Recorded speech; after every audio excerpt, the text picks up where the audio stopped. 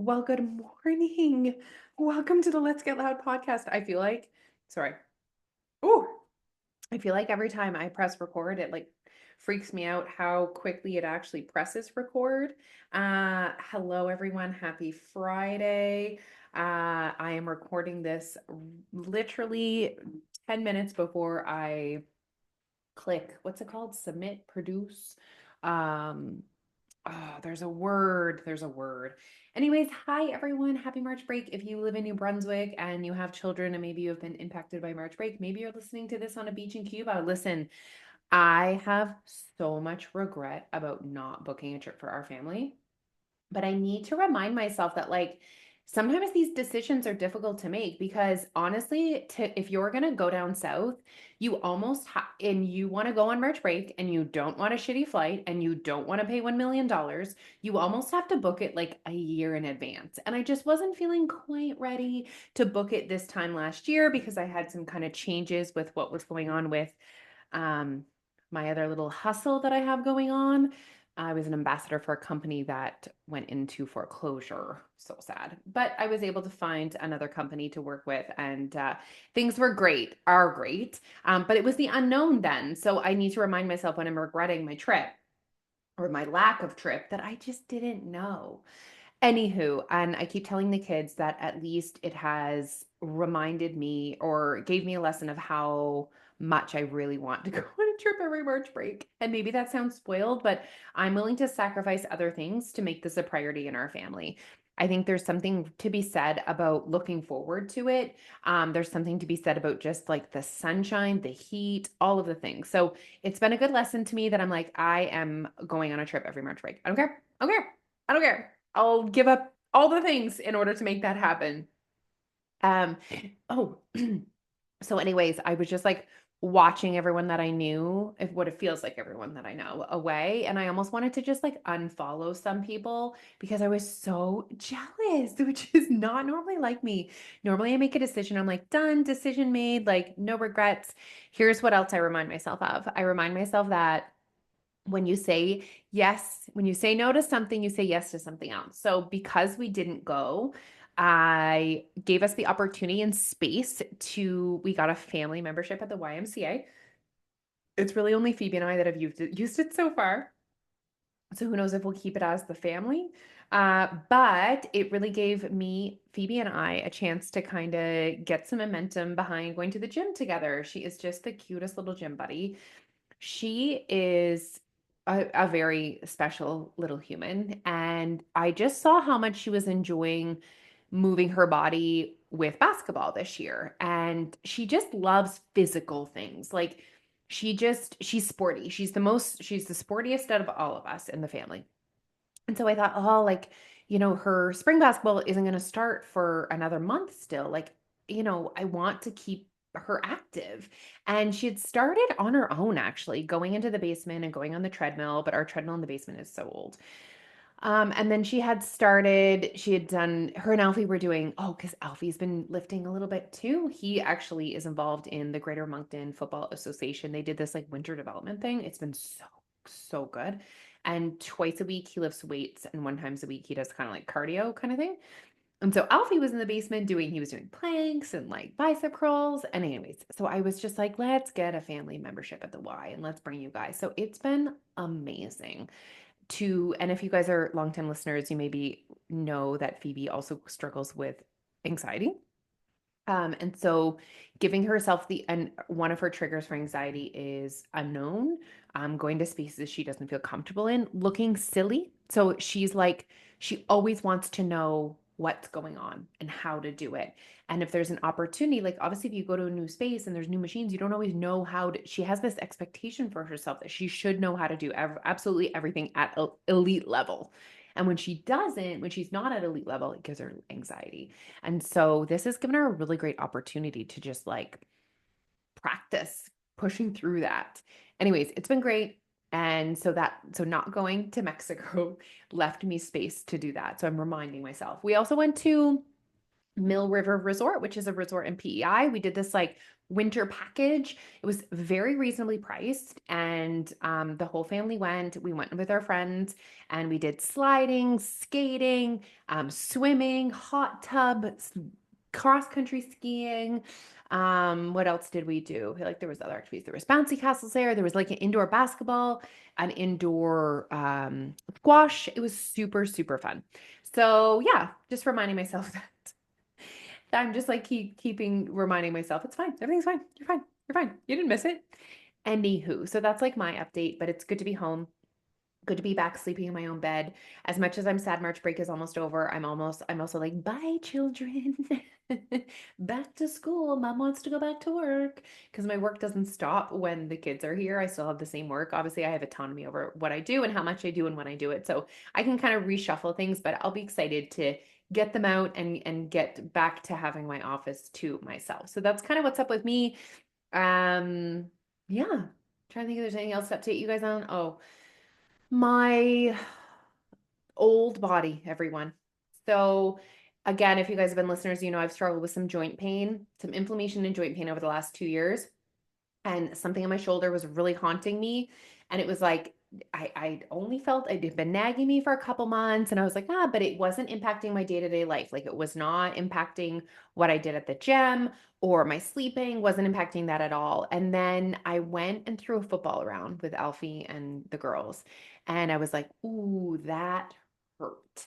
And for a couple days after that, I couldn't even like lift my hand above my head. Now, what's crazy is it coincided with while we were away. Now, while we were away, I didn't eat like a bunch of junk food or anything, highly processed food, but I certainly ate more foods that were not part of my norm, that were higher processed than normal, higher sodium, which I'm very susceptible to. Any alcohol. I had 2 drinks while we were away. So super susceptible alcohol and processed foods really get my inflammation going. So I'm like, holy moly, was that just inflammation? Now it was significant. Like I thought I tore my rotator cuff. Like I thought it was significant. I couldn't wash my hair. It was that bad. Couldn't put my hair in a ponytail. But then all of a sudden, when I got home, I also got my supplements out. So I have joint complex supplements and glucosamine, which has glucosamine in it. And I also have turmeric supplement. So I got those out, and I think that's really helped to decrease the inflammation and back to my normal eating. So holy moly, I'm on this like journey to really figure out inflammation in my own body first, and then obviously I will offer that information and that experience up to you guys. So my next steps, I'm actually going to go talk to a physiotherapist today. I've had a few other little injuries since I've been lifting and not stretching. I'm stretching now. Everyone, don't worry, I'm going to start stretching. So I think it's just good to have a physio on my roster at the end of the day. I've got like a recurring hamstring injury, so I just kind of want to like get it going with a physiotherapist. And then I am going to contact my doctor and see if I can get some blood tests done and maybe identify any significant form of inflammation in my body. Maybe check for markers of arthritis. I don't think I have arthritis because I don't wake up achy. It's not in my hands and feet. It's more like I just have random bouts of like inflammation. It's like oh, what's it called when you have like a flare up? A flare up. So I don't know if there's like a name for that, if it's a real thing, but I just want to learn more. I want to do what I can to prevent that. You guys know that for me, creating a life for myself that I can do all the things all the time is very important to me. And I'm pretty committed to doing whatever I need to do, whether it's within my nutrition, whether it's, exercises, stretches, whether it's meds, supplements, whatever, but I'm very committed to really figuring this out long term and making sure that this does not stop me from living. Honestly, living. Anywho, so that's my like life update. I did want to talk to you guys quick about nighttime eating. So the reason why I brought this up is because I did a group coaching session yesterday, and a member said, I'm really struggling with nighttime eating. And I'm like, okay, let's unpack this. And she said, every night I sit on the couch with Chicago mix popcorn and I just eat it all. And I said, okay, first of all, what is your brain telling you? And she said, basically, I will eat a larger portion, and then my brain is like, you've already overeaten, you might as well continue. Now, how many people listening to this podcast right now could say, oh, I've had that thought. I think probably most of us. And that thought is actually your relationship with food, creating that thought. So when we talk about healing your relationship with food at Your Way Weight Loss, that's just one like small, tiny example of a situation where if you were able to change the way you think about food, you change the way you act around food. So anyways, I said to her, okay, so here's so I'll take you guys quickly through this coaching session because I'm sure many of you guys are nighttime eaters and perhaps you're looking to tweak or change that habit. So the first thing I'm going to say to anyone that asks me for advice on nighttime eating, I'm going to say, okay, you have two choices when it comes to, and basically look at it from the perspective of, I I eat at night. I would like to consume less energy from the food that I'm eating at night. Okay, done. Great. Rational, not emotional. And I would say, do you want to eliminate nighttime eating altogether? Or would you like to change what you eat or how much you eat at night? It's one of the two options. And there's no right or wrong answer. One is not better than the other. The one that's right for you right now is the one that feels most doable to you. If you're like, oh, or also the one that's like, that's who I want to be. Like maybe you're like, no, I just don't want to eat at night. I would rather completely eliminate that habit.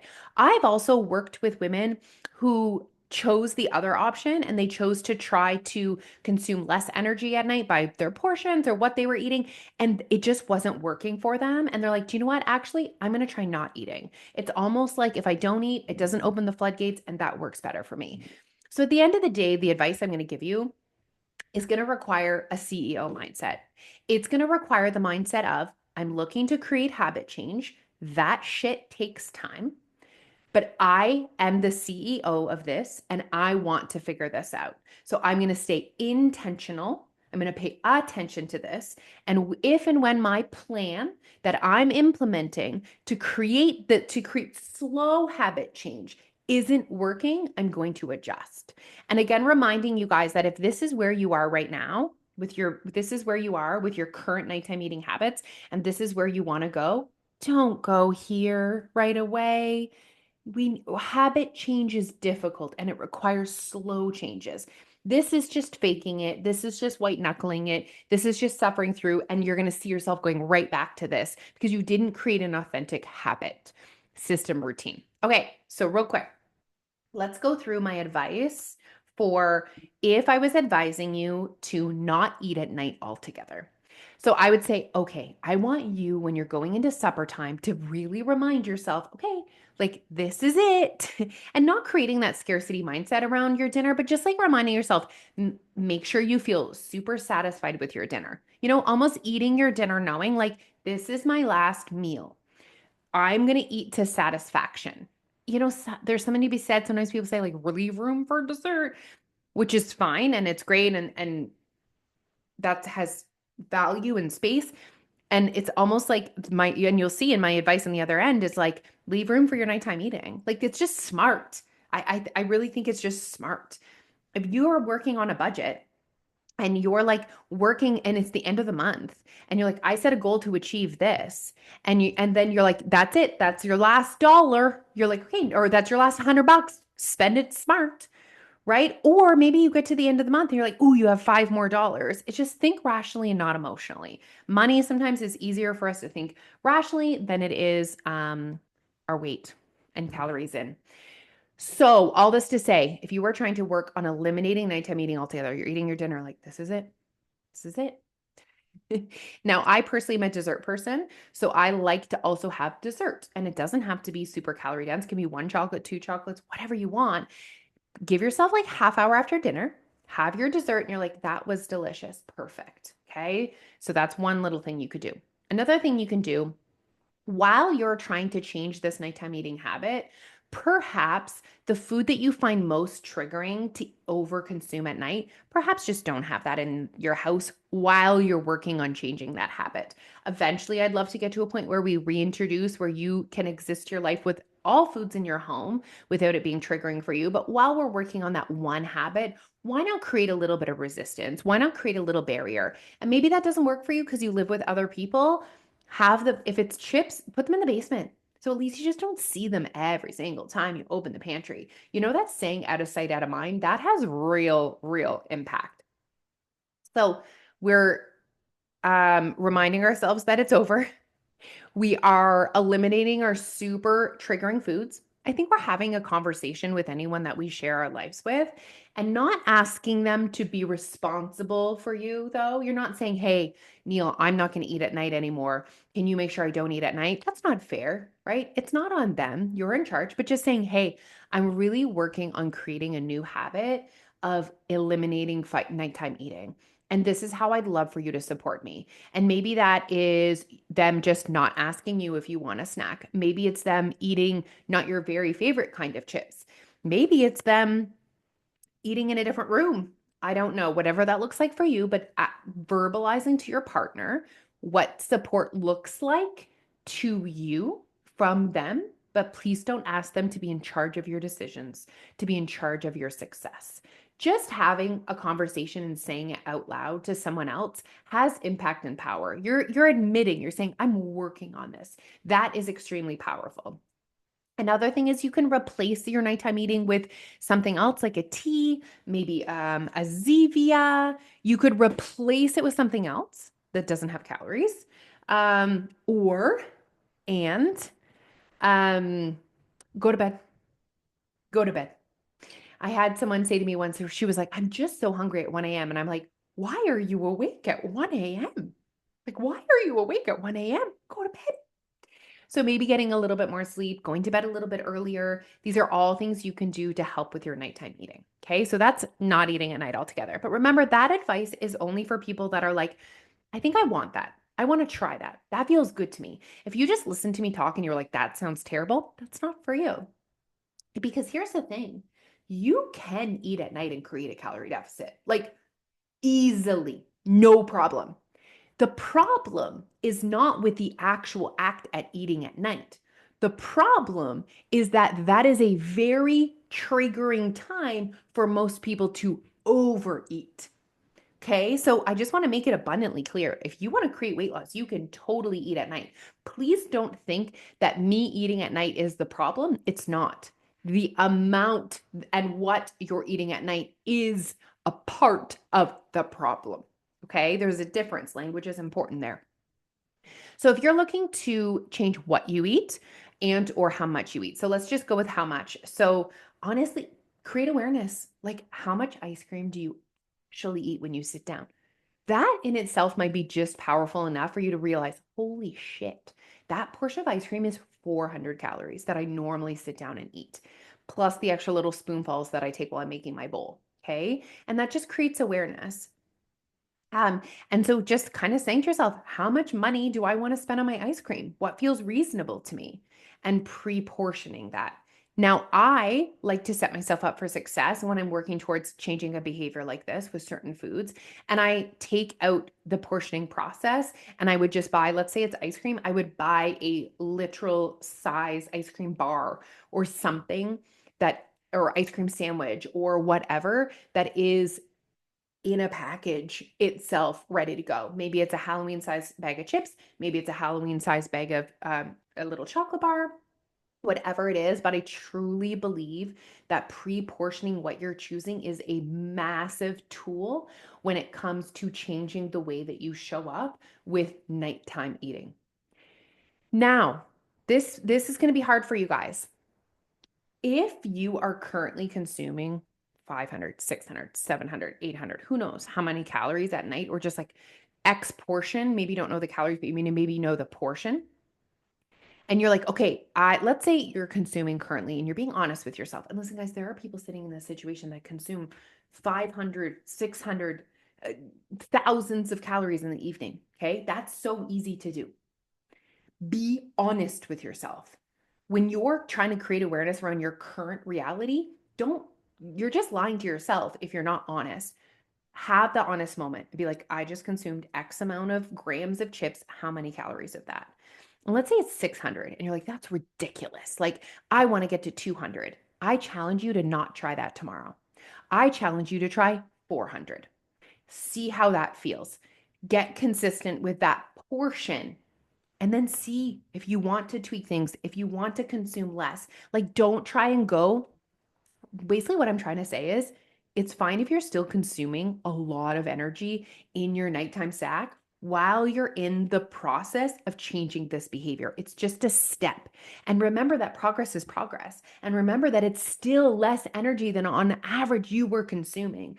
So just creating that awareness around your current reality and reducing the portion. It's not rocket science. Okay. See how that goes. Another option too is changing what you eat completely. Like have an honest conversation with yourself. Is Chicago mixed popcorn too triggering? Would you be happy with microwave popcorn and like a couple mini eggs? Would that work for you? If it's Haagen-Dazs ice cream, would you be as satisfied with a lower caloric option? If it's chips, would you be satisfied with veggie chips? Like really seeing if there's alternatives. And again, do you know where the power is actually in these alternatives? All of these alternatives are also highly processed food items. Okay. There's no like, sometimes we put foods like that on a pedestal. It's like chips bad, crispy minis good. They're really the same, honestly. One is that slightly higher gram of, calorie content, but they're really the same. Same as ice cream. It's like the same. Like same as, I don't know, it's just the same. Like it really is. However, the lower calorie option sometimes just isn't as palatable. So sometimes you're less likely to consume more, to overeat. So the power in you changing what you're eating is deeper than just less calories in that, less likely to binge, less likely to be triggered to overconsume. So again, why this is so important is that you don't think crispy minis are magic. And if you're like, meh, I don't really want a crispy mini. I want the real thing, then eat the real thing. Eat the real thing. So again, you really need to be intentional and be mindful and ask yourself questions when it comes to, does this feel satisfying to me? Do I enjoy this? Is this triggering for me? Is this working? And be honest with yourself. But at the end of the day, guys, my absolute top advice for you is to not expect a habit like this to change, or any habit to change like that. Not many people go cold turkey and change their habit. Give yourself permission to make progress. And if you mess up and if you have a night where you totally lose your shit and you binge, it's not over. You didn't ruin everything. That was an experience you had. Now get back to it. Come ask yourself the question of why. What was my brain telling me? Why did my brain convince me of that? What was triggering me? Was it an emotion? Was it a certain food? Was it a person? Like, what was going on? Use that as an opportunity to learn about your behaviors. Don't beat yourself up. Honestly, you will have moments if you are working on this habit, or like I said, any habit. You will have moments that you revert back to your original habit. The difference between people that are successful in changing their habits and not is the people that are successful push through that. And they don't then just have a pity party and give up and binge for 3 more nights and then start the cycle again. They're like, huh, interesting. That happened. I don't want to do that again. I want to come right back to the goal that I set for myself. All right, everyone. I hope you guys enjoyed that quick little nighttime eating session. I am happy to do any more of those Coles Notes super quick coaching topics. Send me a DM on Instagram. It's Alicia_YWWL. Just tell me what kind of topics you want to hear about on the podcast. And I'm happy to dig deep and share about all the things. The best strategies, the best coaching sessions I find come from when people are like, yeah, but. So I'm like telling and giving you advice and you're listening, you're like, yeah, but let's talk about your yeah, buts. Let's really unpack them. So send me a message. DMs are always open. I hope you guys have an amazing weekend and I will talk to you again next Friday. Bye, guys.